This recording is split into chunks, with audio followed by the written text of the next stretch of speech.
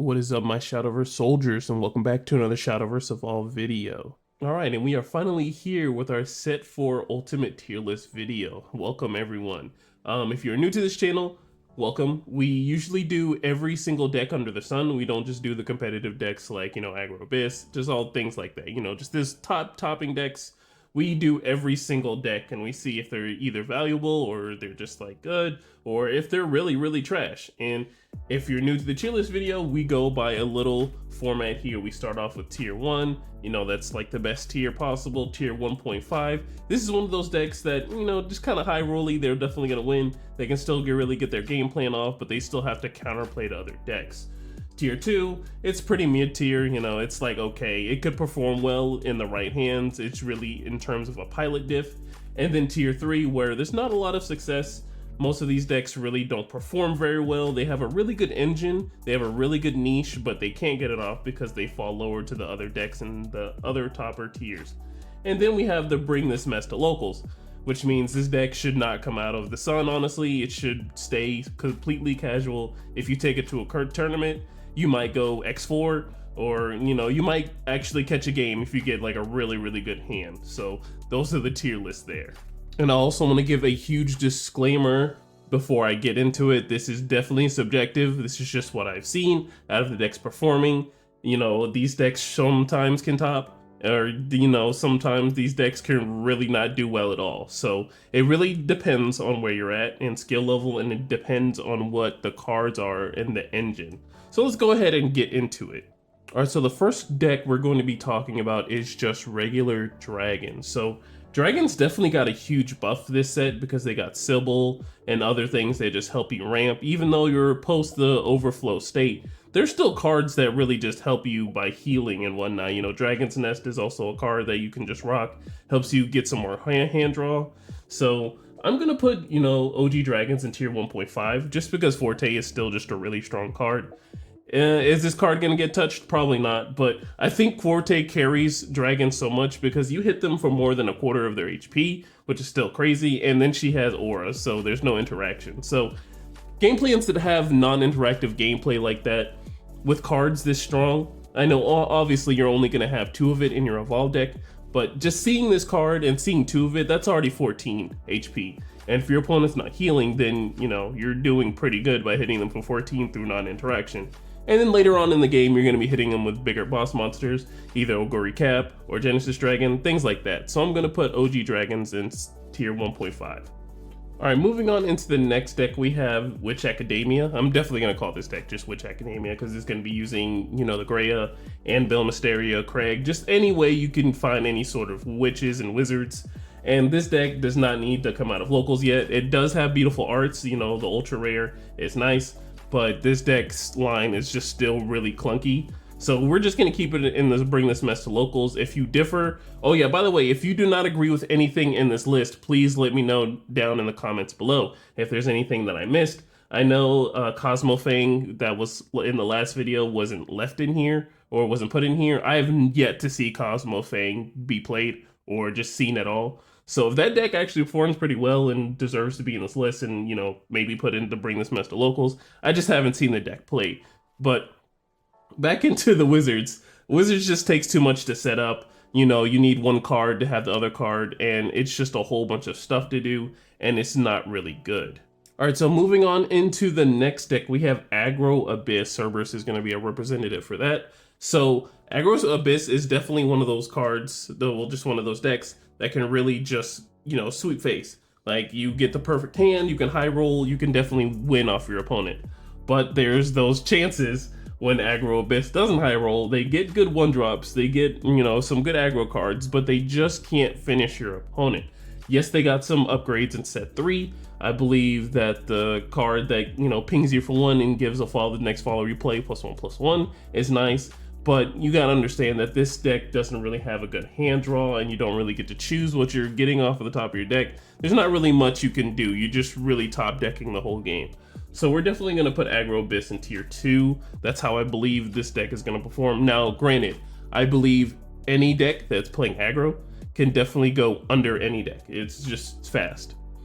If you get that good hand, then you're definitely going to win. But if you don't, then you really have to play really differently. And when you don't really know what you're gonna see in your next hand, and most of your decks cater to aggro, then you're a little scared. So we're just gonna put Aggro Abyss in tier 2. All right, so next up in the aggro list, we're going to be looking at more of the controlled discard version. So with Knight's Nature coming out in Uma, that really set, Control Abyss forward. But now we're getting more into some more bigger cards, and the reign of Uma is over. So we're definitely gonna put Control Abyss in tier 2 as well. It definitely has the nice cards and everything.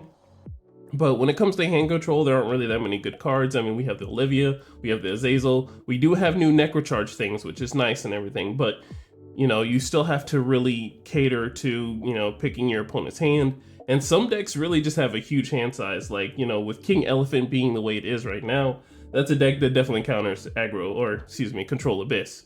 So I would definitely put Control Abyss in tier 2, because it's slowly coming out of meta, but if we get some more early game, discard a card, hand control cards, then we'll definitely move it up some. All right, so next up we have Earthright. So the thing about the thing about Rune is it's really in a weird spot for every single Rune deck, because it's really based on the pilot. It really is based on the pilot, because Rune just has a really weird matchup for everything. And with everybody getting more removal in terms of things, we have the Runic Guardian. She sits at a 4/6. That's cute and all, but more followers and more spells are getting to that age where we're like, okay, well, we're getting to spot removal. We have a way to just clear the board. We have Israfil that's going to be swinging, healing, and doing a whole bunch. And a Runic Guardian, yes, on turn 3 is very good, but when we get into those later turns and we're getting into those bigger, better boss monsters, Earthright is definitely just lacking. So we had Wizardess of Oz, and she's cute and all, but it's just not working out. It's just the follower potential that you have. You need the Ancient Alchemist to do really good damage. Everybody knows they're going to focus the Ancient Alchemist when they get the chance to. She does have good stats, and if you could beef her up, that would be really nice. So we're definitely going to put Earthright into tier 3. It's definitely lacking. We did get a new card, I believe. It just, I can't exactly remember what it does, but I know it doesn't save Earthright. So we're definitely going to put it in tier 3. All right, next up we have Vampire Abyss. So what I've been contemplating, I've been saying that Vampires is kind of weird because you have to do a whole lot of board setting up, and the fact that a lot of decks are getting more board wipes does really hurt, because those bats are literally just 1/1s. They're cute. I like the idea. I love Vania, but we're just not at that place where Vampires can truly thrive. Vampires is definitely going to be a deck. My philosophy is if they keep printing support for it, the deck will eventually get good. And that's what I've always been told by other people, is that, the decks will eventually get good if they keep printing support for it, because we already have some in Bloodkin. Those cards are nice. Vania Vampire Princess. We have, Vaint Vampire Noble. There's just really good cards for Vampire, but it just takes a lot to set up. So we're definitely going to put that in tier 3 as well. It's just one of those decks that really needs to set up to get going. It's not really going to help that you go against something and you have to literally change what you need to do. It's like, okay, I need to do my game plan, and my game plan is playing a whole bunch of tokens that aren't really that big. So when they play a board wipe and they get rid of all your vampire bats, you're like, okay, well, I have to start over again, and used all your resources to do all of that. And then you're like, okay, well, now I have to do it with even less resources. So we're definitely gonna put it in tier 3. All right, so moving on, we are going to go into discard dragon. So let's take a moment here. I believe this deck is tier 1. This deck has always been a sort of factor for me, and whenever I played against it, there are times when, you don't get a really good hand, but this is one of those decks where it's like, okay, well, I can really put the new things in this because they have Dragon's Nest. I can potentially put Silverbolt in it. I can still rock Genesis. Like, you can still run all of the good dragon cards in discard dragon, and then you just have to change it to where, okay, well, I'm gonna put some Dragon Song Flutes in, Draconic Fervors in here. I don't think that's the Dracomancer's Rights, excuse me, not Draconic Fervor, but still a card that you can run in there. But this deck is just really good. So you have Silverbolt that heals you if you're able to get it off. We have Dragon's Nest to, put on early on the field to just draw cards and heal 2 if you want to put that in your deck. And then we just have constant damage coming your way. Like if you have the Dragon Song Flute out and the Dracomancer's Rights, you always got 2 coming to you. And then they got a new card. We have Phoenix. The Phoenix card is very good for this deck because it's essentially saying, okay, you can pitch this, and then you're always gonna have a follower that's gonna be swinging for 2 or threatening for 2. So your opponent's gonna have to always answer that card because you're gonna be paying them for 2 for the amulet, and then they have a Phoenix that comes out every time they play a dragon follower. If they really set it up pretty nicely, I believe this deck can perform very well, so I'm gonna put it at tier 1. If you honestly disagree, then let me know down below, guys. I appreciate all of the comments that come below. Alright, getting into the next one, we have Aggro Abyss Ghost. So this is another one of those decks where I haven't seen it perform very well. I remember everybody was building it when it first came out, but I have not seen a light of day of this legendary coming out, so we're just gonna put it in this, bring this mess to locals, and we're gonna leave it at that because Aggro Abyss is pretty nice, but I believe the other aggro decks, when you can just build into other things, are just a lot stronger. Alright, and we're gonna move into my favorite deck. We're going to talk about Dshift. So I've always loved Dshift. Just taking another turn is just absolutely insane. If your opponent doesn't have, the play points for it, then you can really just sweep them without them understanding. You can build it in different ways, like you can just build it like through burn if you needed to with giant chimera, or if you wanted to set up pretty nicely, what I've been trying to brew is like some rune blade summoner. But the one thing that I had a problem with Dshift is you need a lot of spells in your cemetery to really get things going, and that really prolongs. And when you give your opponent like a chance to breathe, and it gives them time to think, they're like, okay, well, you're not really playing that many followers, like you're just using spells. So I can really set up nicely, like I can hold up with my resources in my hand and I can do what I need to do. Well, you have followers that also are able to put spells into your cemetery, but you also need to run into them. So you really need to have like a perfect brew of followers and spells, because you draw the wrong spell at the wrong time, you're like, okay, well, this feels really bad. But it can go really well if you run the deck very well and you're a very good pilot in terms of rune, because rune is a very flexible class. I feel like it is a really, really flexible class because you have to really put everything that you need in every matchup. Like Forte, or cards with, not just Forte, cards with aura or, rune's downfall. So with cards that have aura in it, really just essentially destroy the deck. So I'm definitely going to put rune in tier like 2, or just Dshift in tier 2 or tier 1.5, because it really depends on who you are as a pilot and what you have in your deck. Can you really combat the meta? It's just one of those things where it's like, all right, rune can, clear the board if they need to be. They can, spot remove a follower, but with Israfel being a thing, we still have spot removal for that too. So you really have to, decide what's going on with, the meta and what's going on. And as a player, you have to really test against those deck heavily so you know what your game plan is. What cards do I need to look for? With Merlin, you can look for whatever spell you need in the moment. So that's why, Rune is just a very flexible class. Alright, so next up we have Heavenly Aegis Havencraft. So this is one of those decks where it's like, okay, well, I have a game plan. I'm going to try and get into my Heavenly Aegis, give a ward, survive another turn, and we're going to try our best to kill our opponent the best way we can.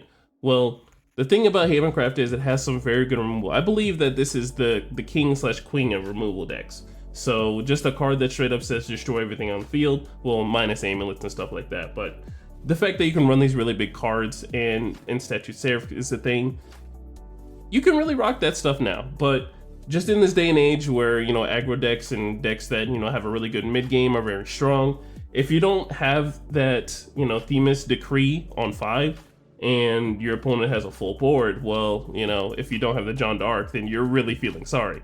So it's things you have to think about. And then, you have a really good late game and you have Heavenly Aegis, but, if they get rid of the Heavenly Aegis, what do you have after that? So everybody has a way of getting rid of Heavenly Aegis in times like this. I know it doesn't take ability damage. It's nice that it doesn't, but, Israfel's the thing. And the fact that you can ward up this character, and if you don't evolve it, then Israfel comes out and swings for the rest of his life. It's pretty nasty. So we're going to move it down to tier 3. And honestly, it's either between tier 2 or tier 3 for me, because a good pilot can make anything run really well. And, it's just the cards that are in it right now. And just going into just Heavenly Aegis is what I'm thinking about. Is just what's really hard, because people are going to get to their late game And if you don't have that Aquois Light when they have their follower that's going to swing that doesn't have aura, then you're going to take a lot of damage. And how are you going to recuperate that healing of what you needed? So it's just things that I think about that when getting into Heavenly Aegis. And then there's also, like in Statute Seraph, like you have to really commit to a lot to get to in Statute Seraph here. Like, you can heal 10, yeah, but your opponent's really going to punish you after you're playing Statute Seraph to try and cheat cards like this out. Alright, and then we're going to move on into our lovely deck, Umacraft. So, Uma has definitely been a deck I've looked at and just wondered, so this deck always performs. Like, it always performs. In the right hands, this deck always performs. Like, they have really good cards. They have Agnes. They have lots of spell removal. They have, you know, Daiwa. It really depends on what version of Uma you're playing. And then there was like a Smart Falcon build that topped. I think Burn 1 was playing that. So shout out to Burn 1 for doing that. Because that deck took me from left field. I was like, okay, so that's a deck that kind of feels like egg, but it's not egg. Like, it's absolutely insane. So shout out to Burn 1 for playing that. So I feel like Uma's definitely flexible. And if you've caught up with the recent news that I definitely put in the last video, Uma's gonna be at full power. So I'm definitely gonna put this deck at tier 1.5 because every time I've seen this deck like perform decently, of course, the power definitely went down because of the restriction. But when the restriction comes up, I believe this deck's gonna get stronger, the consistency is gonna get bigger. But if you roll a really nice hand, like you get into a special week, you have Agnes, they don't have an answer to Agnes, it's kind of one if, but I still believe this deck can really perform just because it has those big boss monsters. It has a really good midfield size, because once you drop that vodka and play your first spell, you're like, okay, these Umas are getting a little out of hand. So you have to figure out what you're gonna do, because if they're bigger than 5/5, they're like, okay, well, we need to figure out what we need to do because Uma's getting a little out of hand. They play a couple cards, they swing into a Gory Cap, and then it's just a whole lot. Like, once they get into the late game and they play those big boss monsters, once they've made it and they've gotten all their Daiwas out and just vodkas, different ways of how Uma is played, just this deck can definitely perform. So I'm gonna put Uma on tier 1.5. It can perform very well. It can do its game plan. You just have to really adjust to what you're playing. Like, if you're playing against Egg, then you probably have to really, you know, be really afraid because your followers are definitely gonna get removed. But if you can get those followers and boost them up to the right stats, then you don't have to worry about decks like Egg or something like that. All right, so moving into the next deck, so we have Leviathan Dragon. So it got some new stuff with set 4, and it's cute and all. We got a new evolve, but I still believe this deck does not perform very well. Now, as far as it being one of those decks where it's bring this mess to locals or tier 3, that's really what I'm like kind of putting it at.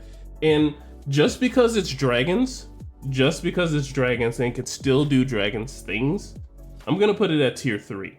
And by the way, if I haven't disclosed this already, this is in no particular order. It's not just, you know, hey, you know, the D1 Dragons is better than Uma or something like that. We're not going in that line. We're just putting it in the tier that it's respectively in. So I think Leviathan Dragon is tier 3. Honestly, really am confused on really what you need to do. I mean, obviously you play Leviathan Dragon and you can go into multiple forms of Leviathan Dragon, which is cool. The art is very nice. Like, it gives me Sentai vibes and I love that. But in terms of performance, I think one of the evos is actually pretty nice, which is cool and all, but I think anything else outside of that, I don't think Leviathan Dragon performs very well. Alright, so next up we have Egg Haven, Fable Haven, whatever you want to call it. Some people kind of cringe at the thought of Egg Haven, but you're really focusing on this Tin Soldier and Humpty Dumpty, so I'm not going to waste anybody's time. We're going to put it at tier 1. This deck definitely requires a really good pilot, but the fact that you can clear the board, deal damage to the face, pitch your hand, get more Humpty Dumpties or, you know, explosions from your cemetery, and you really do damage based off of that. Just a lot of non-interactive gameplay. So you don't really use that many followers to swing into their face, so you just get them through burn damage, and that's nice. You really have to have a certain card to really target what this deck does. So we're gonna put Egg Haven at tier 1. If there was a tier 0, I think it'd be pushing it. I don't know. I don't think it'd be pushing tier 0. That might have been a little nutty to say. I'm a little loony toony right now. I'm so sorry. But this deck is just very good. It performs very well. It just clears the board pretty nicely. You know, you do have to have a really good hand reset, but there's cards that really get those cards out of the cemetery, so you can do that again, essentially. So cards that just, you always have access to a board wipe as long as you use one Humpty Dumpty.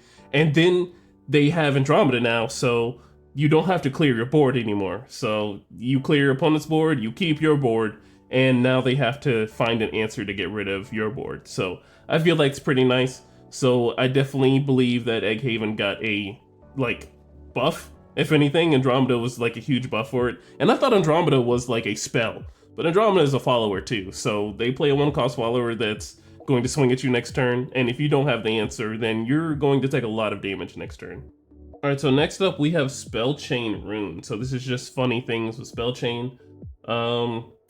This deck is like, so when I think of people just running Spell Chain Rune, then, you know, like play the Mithril Golem or play the Giant Chimera. But, you know, those like things really need time to like tick. So you have like mid-game cards like Runeblade Summoner, depending if you have those cards. But you don't have that real good finisher, if you know what I'm saying. Like, you know, your Mithril Golem is only like a 6-cost defense, I believe. So he's not very big in terms of what he used to be. I mean, early on, like set 1, set 2, you could get away with using Mithril Golem, but this card is like old and done. If you can get it to work, then by all means, congratulations to you. So Spell Chain 15 is just already hard to get in the regular Dshift, but you get a Flame Destroyer for free, and then you have the rest of your play points to kind of play around with that turn. So with Mithril Golem being what it is, I'm going to put, you know, bring this mess to locals. Maybe, no. I was gonna put it in tier 3, but no. Rune is just one of those decks where it's like, okay, well, you know, I'm going to do my setup, and I have to do my setup, and I have to do really fast before you can really establish. Yeah, there are pretty nice cards, like we have Felice, and we have things like that can board wipe, but it's just really hard. It's really hard to really do in setup, and this is one of those decks where it doesn't have like a really good finisher, while Dshift, on the other hand, has like a really good finisher because you can take another turn after the one that you do, and you can do pretty good setups with the right cards in it. So we're just gonna put Spell Chain down to bring this mess to locals. I'm sorry if that hurts anyone's feelings. I feel like as a Rune player, I have a little bit of understanding, but Agnes, like cards like Agnes really do help it out. But cards like Agnes also don't help it out at the same time too, because with the Evo of that card, you're getting a spell out of your cemetery, which is nice. It's nice to have those cards in your cemetery and being able to use them again. But at the end of the day, you know, you're just subtracting 1 from your spell chain. You did a whole bunch on your turn to set up to get that card back into your hand, and you have to use it again and just prolong the game, and that just gives your opponent just answers, and just those boss monsters and just spell chain aren't too good. Alright, so now we're going to move on to the good and the ugly. So we have Beauty and the Beast. So this deck is pretty interesting. So it uses a lot of resources to get into the Beauty and the Beast. There are some times when you use those resources and you don't hit Beauty and the Beast early enough to get a really good setup. I mean, yes, we have Alice, she's still a good card. Yes, we have Woodland Band, like they're just cards that are just really good. But there are just really chances that you just don't get those Fable followers. So it's kind of up and down. And what is your secondary line when you just focus on Beauty and the Beast and your opponent sees it coming? That's the one thing, is they see that you have Beauty and the Beast in the back line, they're like, okay, I know what to expect, I know what I need to do. But you have your other followers that are making it a little harder. So you have Lilac that's just straight on spot on removing something, so they have to commit like a whole turn to getting rid of Lilac. So I definitely would put this deck in tier 1.5, tier 2, like tier 2, 1.5. It's just how I personally feel about it. It's like a really hard pushing tier 2, tier 1.5. That's just what I believe it to be. So this deck's just very strong. It has a very like good boss monster. It can swing for a lot. With other things like Sakuna and things that they got, you know, other Force-Craft cards, then, you know, it really boosts it up. But I think this deck is still pretty strong. And putting the new things into it, maybe, yeah, Sukuna's not a Fable follower and that's a chance to miss. But, you know, Sakuna is a follower with Storm that can swing right along with Beauty and the Beast when it comes out and you remove those Fable counters. So it's one of those things you got to think about when playing this deck. Man, oh man, if I ever seen somebody murder a deck or just murder an archetype, it would be this. Like, it's insane how bad this deck is. Like, if there was a tier below bring this mess to locals, like, burn it in hell. Like, there's no way that they just do rune like this every time. And we're talking about chess. So chess has it has really good interesting cards, but I feel like they really cut what the damage they could do with that deck. So basically what you're doing is you're playing a magical pawn. You at least need at least one magical pawn in your EX area. There's only 1-2 cards that actually do that, and you have to see them. So you have check. It's a really good, it's a really good spell, and then that paired up with Agnes is even better. And then you have Merlin with that, so you can recur check too.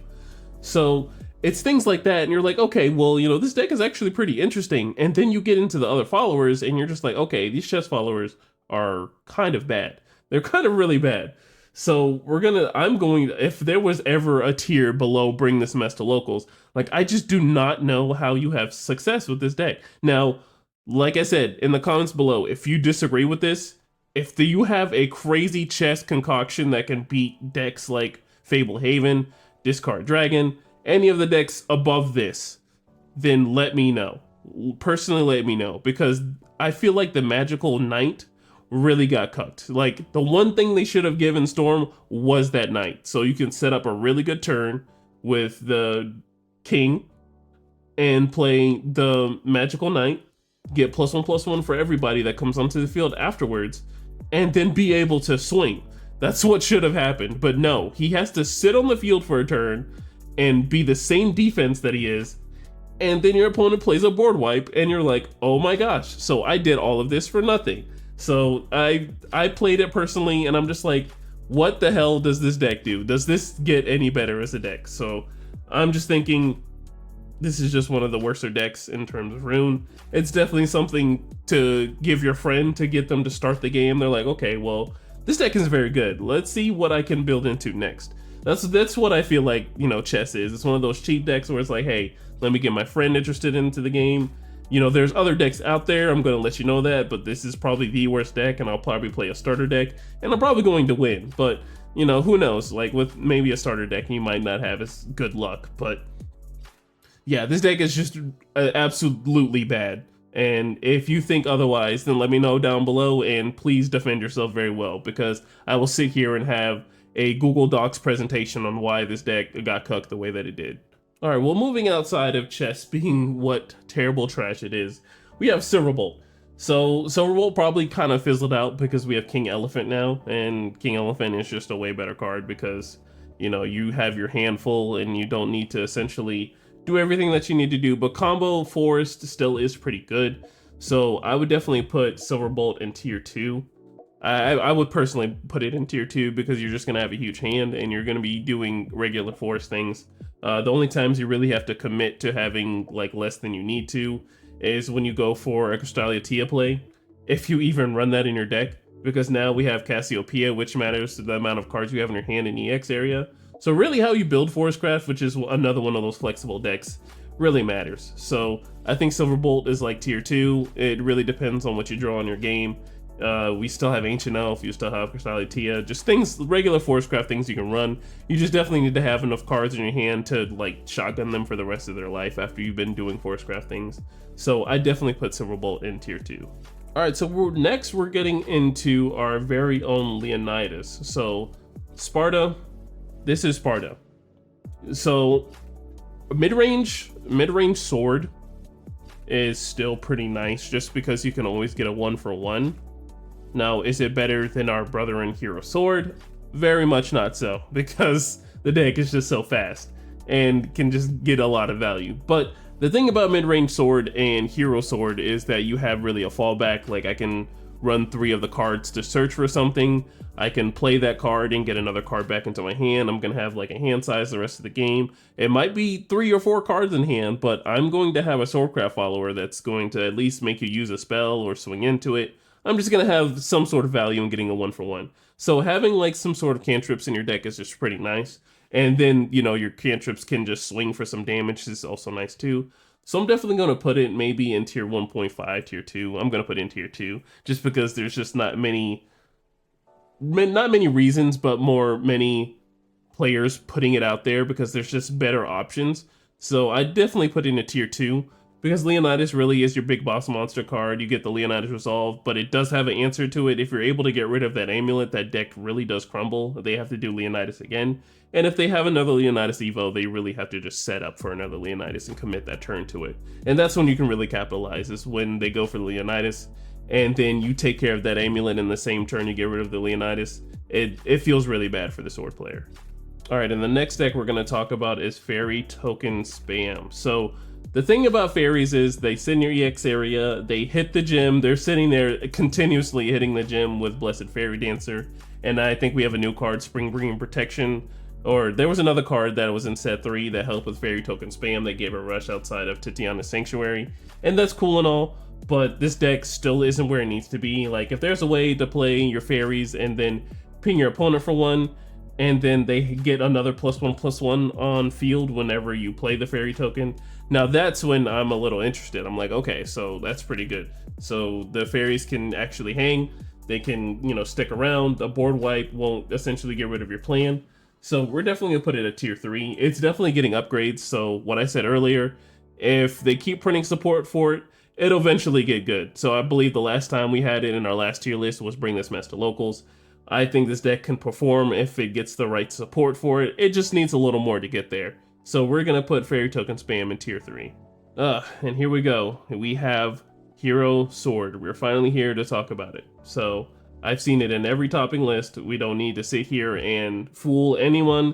There are times when this deck can not have a good hand, and that's okay. Because, you know, if you don't get a good hand and you're playing Hero Sword, you deserve it. Because, you know, the percentage of you probably playing that deck, you've probably won more than you've lost.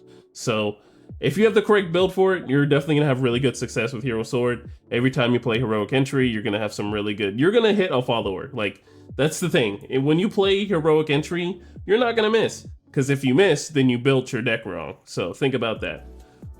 This deck just gets very aggressive very fast. You hit a Mock Knight, that's a 4/4 on turn 3, and then if you're going second, or if you're able to crack an Evo on the Mock Knight, then he turns into a 5/5, and you're just like, okay, well, this is Ancient Elf. An Ancient Elf is able to, you know, at least stick for a turn as a 3/3. Well, no, this guy comes out packing with a lot of damage. Just the one problem this deck has is in terms of finishers. Just like, okay, well, how am I going to finish my opponent? I have to think about what I'm going to do. You know, when you use all of your resources, yeah, it feels bad, but, you know, your opponent played right and they tried their best. But this is one of those decks that can get under you if you're playing any of these decks like under it. So if you're playing this, you're not surviving. You're playing decks like this, you're probably not surviving. It's like, it's things like that. So if you're playing Hero Sword, you're probably playing competitive, you're playing fast, you're one of those people that go to the events and you're like, okay, well, I'm going to sit here and enjoy the con or the rest of the event. So I'm going to play something fast. I'm going to play something fast. I'm going to win fast. And then I'm going to go get a hot dog or get some lunch because I either won fast or I lost fast. And that's what it is. So I'm going to play Hero Sword at tier 1. It got some new cards, Pegasus or whatever his name is. The guy that's a 1 cost that gets a huge stat boost from having your board full, essentially.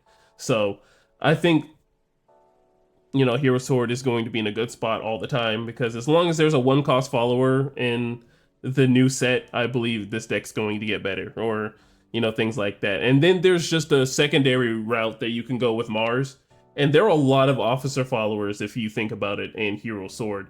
And if you set it up pretty nicely, you give Mars Armor of the Stars, give her Aura, she's gonna sit on the field, and then every officer you play is gonna get that +1 attack.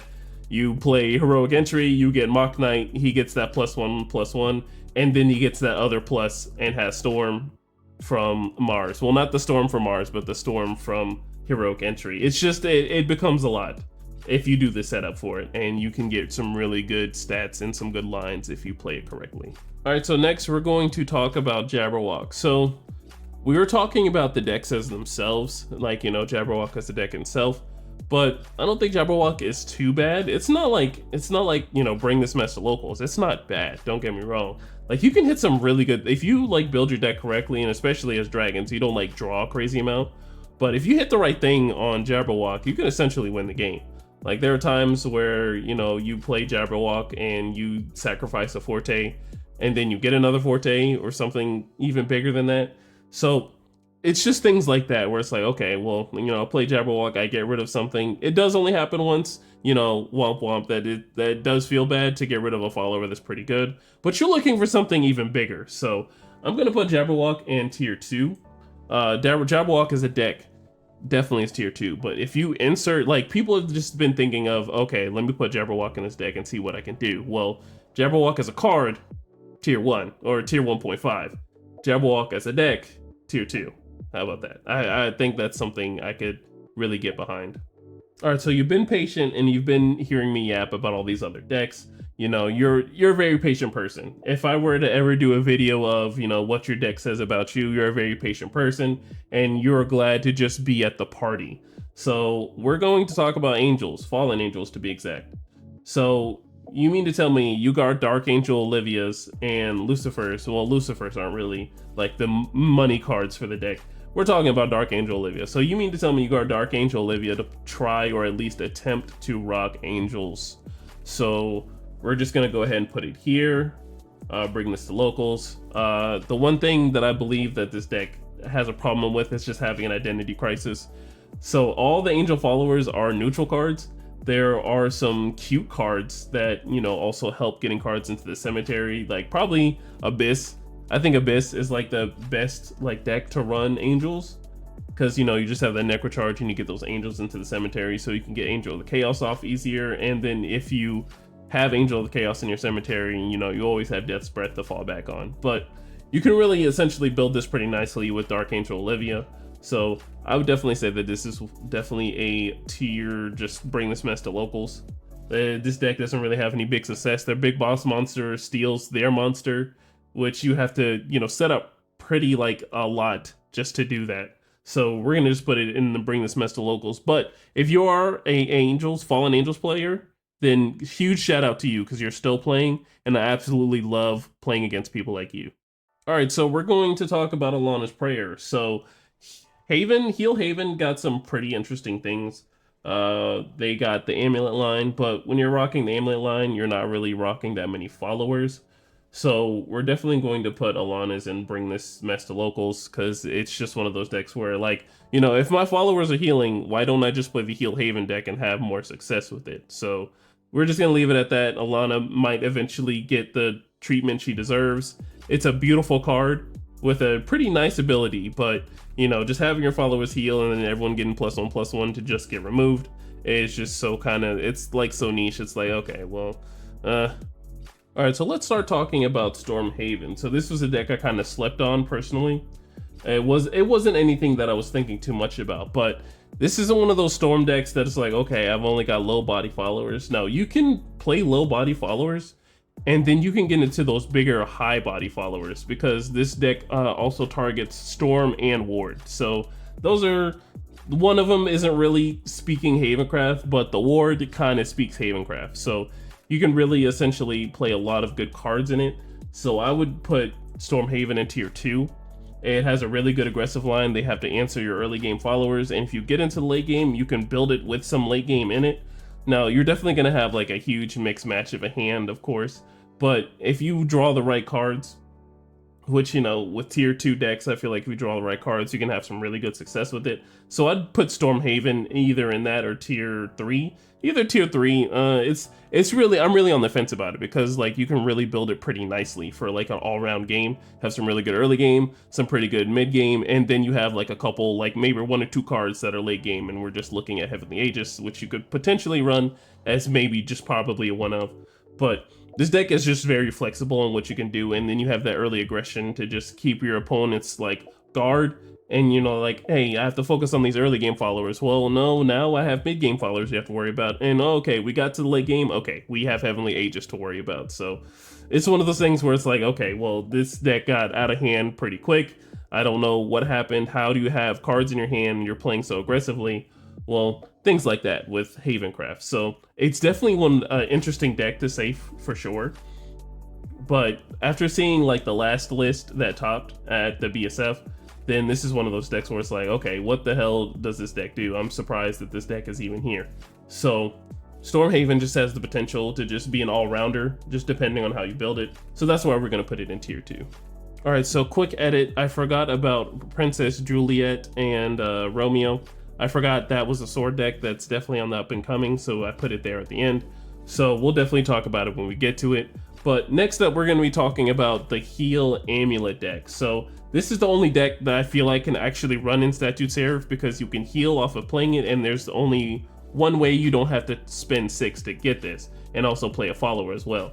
So you basically have Candelabra of Prayers, you have a amulet you can get rid of, you play Star Priestess, make sure you have pitched in Statute Seraph with a follower that allows you to pitch. That's probably the Rush follower, I can't think of her name right now. She's an Uma follower that allows you to pitch an amulet, and she gains Rush and +2, so she can swing into something. So you make sure you pitch in Statute Seraph, so you can play it for a lot cheaper. So you play Star Priestess, and this is the only deck that can play in Statute Seraph without having like a huge neck. You play in Statute Seraph, you heal 2, and it actually feels good to play in Statute Seraph instead of playing like a card that essentially did nothing. You can heal for a whole lot in one turn. So we're definitely going to put this in tier 2. I would honestly put it in tier 1.5 with the right build, but I think tier 2 is where it's pretty good at. It's pretty solid. It has some really good healing. Now, in terms of other decks, like, you have to make sure you have some good removal in it. But I feel like this deck is really strong. If any of you watched my Amulet Heal breakdown, then just talking about it, like, as soon as I got done making that video, I went and bought that deck. I actually went and bought that deck. I was just like, this deck is actually pretty good out of all the other, like, Havencraft decks. It just kind of screamed like control. So I believe this. And next we have Necrocharge Abyss. So finally we're at a point where Necrocharge Abyss can actually hang with the big boys. So I'm glad for that, because Abyss, I wouldn't say was lacking, but Necrocharge players have probably been waiting since set 2 with Spartan, the Sergeant, and Bone Chimera and stuff like that. They're like, okay, well, I want to play Necrocharge. Well, set 4 is definitely where you need to be playing Necrocharge. It's pretty strong. I'd put it in tier 1.5, tier 1, honestly. It's a seat A deck for BSF meta. Can it rock solo? I definitely believe it too, because you've got like lots of removal. It's just those early game setups when you go against those early game decks like Hero Sword and stuff like that, where you're just like, okay, well, I need to play accordingly. I need to make sure I have the answer. Like, just make sure you draw the right cards. You have like lots of Bane, lots of removal, so you can actually hang. So I'm glad that Necrocharge Abyss is where it's at. I'm finally glad Abyss has like really good representation, has a good Dullaharn like boss monster card, and you can finally rock Ghost Mumming and actually use the Necrocharge 10. Alright, and next up we're going to talk about PDK Dragon. So in our video this past week, we had a PDK list that was super spicy. Shout out to Tristan. But as in this deck as a total, I'm definitely not going to put it tier 1. It's not a tier 1 deck. It would be really iffy if I put it in tier 1.5, but it's kind of like Goldilocks and the Three Bears. You know, tier 1 is too big, tier 3 is too small, but you know what? Tier 2 is just right. I think tier 2 is just right for this deck, just for the fact that it does focus on this card, and if they just have hard removal, this deck kind of goes in the water. You have to look for another PDK just to get your engine running. So if you only see one PDK in your game, you're like, okay, well, that felt bad. Like, I just didn't see jack nothing. But if you do see multiple PDKs and you don't have like the right followers in your hand, you really have to build this deck like correctly. Like, if you don't see the right thing at the right time, you could potentially lose, or you just might not have enough value to get out of whatever situation you might be in. So PDK is definitely like a situational deck. You can build it correctly and then have some really good success with it, but you really have to test a lot of matchups and run a lot of sets of like different ways on things could go. Like, but because this deck can go really bad or really quick if you play like the wrong thing at the wrong time.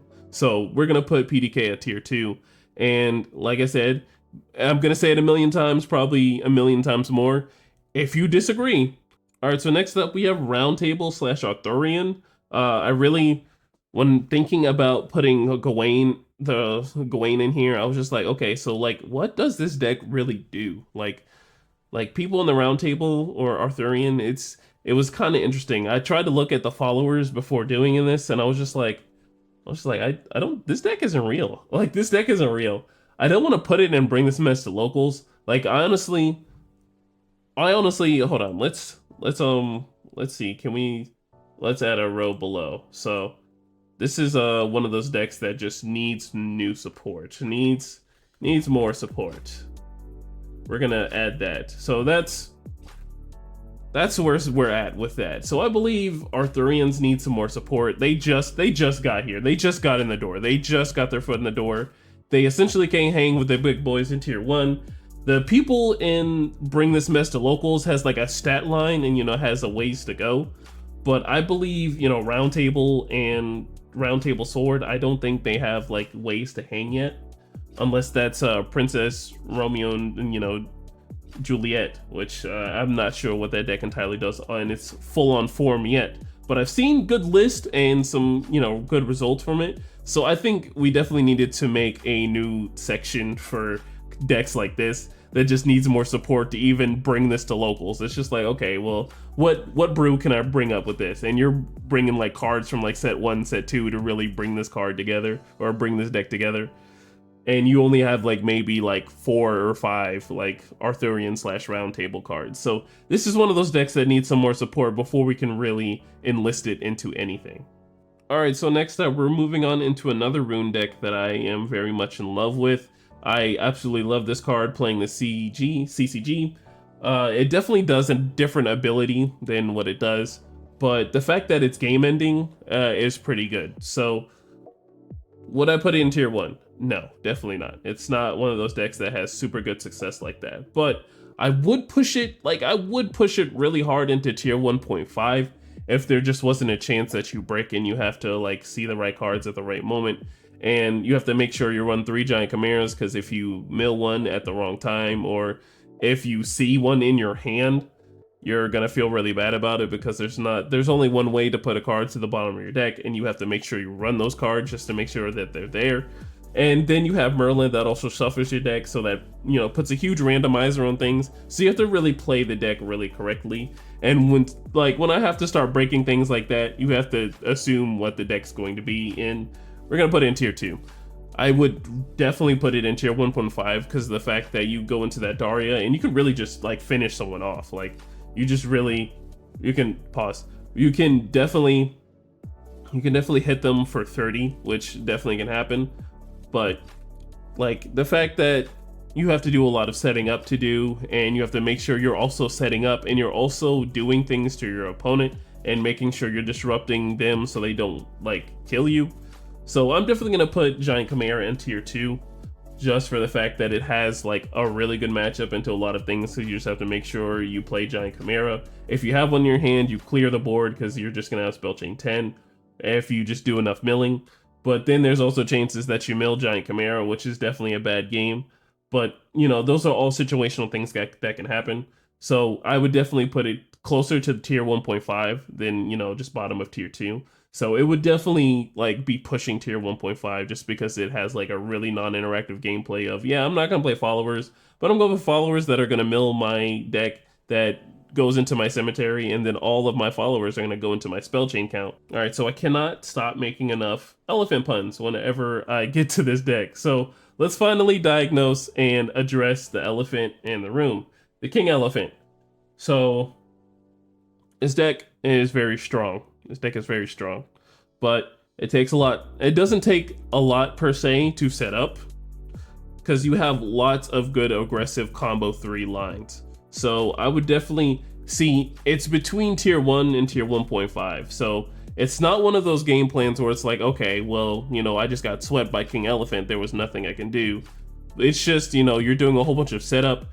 They get to that Cassiopeia turn, which really does hurt if you're not really paying attention to how many cards are in their hand and what's in their EX area. It'll feel really bad. But I'm definitely going to put King Elephant in tier 1.5. It would definitely, I can definitely see it in tier 1, like people fighting for it to be in tier 1 too, just for the fact that this King Elephant comes down and the game's probably over. So I'd put King Elephant personally in 1.5. There's just so many answers, just as long as you make sure you keep the 4 play points up, or if you're Rune, keep the 2 play points up, or if you're playing, you know, any of those other funny crafts that have like really good, you know, spells that are just able to hard remove something on the turn that is played, just make sure you keep the 1 card that has the answer in your hand. Don't waste it on anything else, because this is the card that's going to probably finish you off. Pause. All right, so next we're going to talk about officers, commanders, and Mars. So Mars is a pretty good card. It's really good. You know, set it up with Armor of the Stars. Your officers are going to be swinging for a lot more. The Evolve is really good. You can spend any amount of play points into the Evo and go ahead and get an Officer Follower from your deck. If you're probably running Mach Knight, this is another card that can get Mach Knight out instead of like outside of a Heroic Entry. So I would definitely put this deck as a, well, the card, tier 1. This as a deck, tier 2.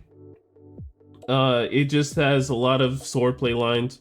It's pretty interesting. There are a lot of officers out there. Don't get me wrong, there are a lot of officers out there. But in terms of what, you know, what this deck can do and what Hero Sword can do, you know, it's just not the same. Like, Hero Sword is just going to be applying pressure throughout all points of the game. They're going to fill up the board pretty nicely. It's just going to be a whole lot that you're able to do. But in terms of Mars, you know, Mars is your boss monster. Maybe Leonitis might be another big card. You have maybe Nerita Bryan, that's another big card. So it's just really how you build the deck.